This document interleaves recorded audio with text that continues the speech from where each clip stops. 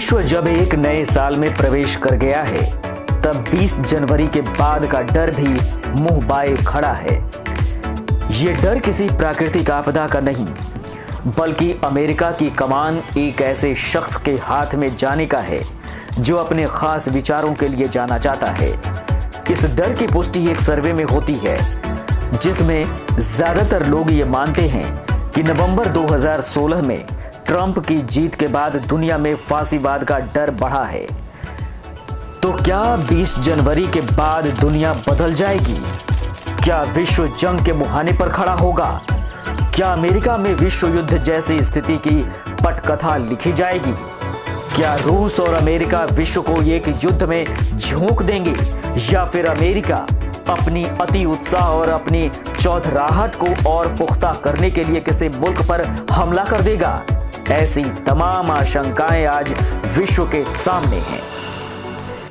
ऐसा नहीं है कि ये डर सिर्फ ट्रंप के विचारों की वजह से पैदा हुआ है, बल्कि हालात कुछ ऐसे ही हैं कि डर की वजह वाजिब लग रही है। माना जा रहा है कि राष्ट्रपति पद संभालते ही डोनाल्ड ट्रंप मौजूदा राष्ट्रपति ओबामा के कई फैसले को पलट सकते हैं, जिसमें विदेश, आव्रजन और ऊर्जा नीति में बड़े बदलाव संभव हैं। इसके अलावा अमेरिका में सुरक्षा दुर्ग में सेंध के बाद अमेरिका द्वारा 35 रूसी राजनयिकों को निकाले जाने की घटना के बाद तनाव किस रूप में सामने आएगा, इसका अभी सिर्फ अंदाजा लगाया जा सकता है। अभी ज्यादा दिन नहीं हुए हैं जब साल 2016 के अंत में जापानी प्रधानमंत्री और ओबामा ने एक साथ पर्ल हार्बर की यात्रा की। ये यात्रा विश्व के लिए एक संदेश भी थी। इससे पहले मई 2016 में ओबामा भी हिरोशिमा गए थे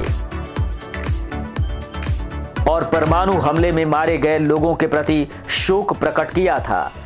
परमाणु हमले या फिर किसी देश पर हमले के मामले में शांति के लिए नोबेल पुरस्कार से नवाजे जा चुके ओबामा की सोच भले ही अच्छी रही हो, लेकिन उसके उत्तराधिकारी ट्रंप ने अपना नजरिया अभी से साफ कर दिया है और साफ संकेत दिए हैं कि उत्तर पूर्वी सरकार ने भले ही प्रायश्चित का रास्ता अपनाया हो, लेकिन वो कुछ ऐसा नहीं करने वाले हैं। ट्रंप का साफ कहना है कि जब तक परमाणु हथियारों के मामले में दुनिया को सद्बुद्धि नहीं आती, तब तक अमेरिका को अपनी एटॉमिक क्षमताओं को और मजबूती से विस्तार देना चाहिए।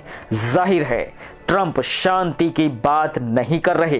ट्रंप अमेरिका को कहां ले जाएंगे, ये तो भविष्य के गर्त में है, लेकिन ओबामा का दावा है कि उन्होंने अपने कार्यकाल में अमेरिका को विश्व में ज्यादा सम्मानित देश बनाया है। व्हाइट हाउस से अपने अंतिम क्रिसमस संदेश में उन्होंने कहा है कि अमेरिका आज उस समय की तुलना में कहीं ज्यादा मजबूत है जब उन्होंने जॉर्ज बुश के बाद पदभार ग्रहण किया था। उन्होंने कहा कि हम 80 साल की सबसे भीषण मंदी से एक साथ मिलकर उभरे। We must guard against a weakening of the values that make us who we are.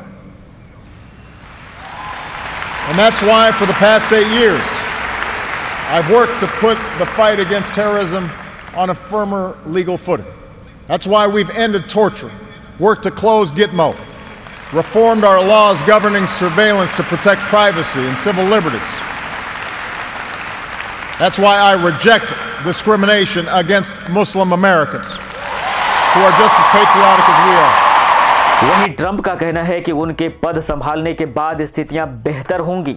ऐसे में देखना यह होगा कि ओबामा के बाद ट्रंप अमेरिका को कहां ले जाते हैं। हम सिर्फ उम्मीद कर सकते हैं कि 20 जनवरी के बाद विश्व में अमन और शांति बरकरार रहे।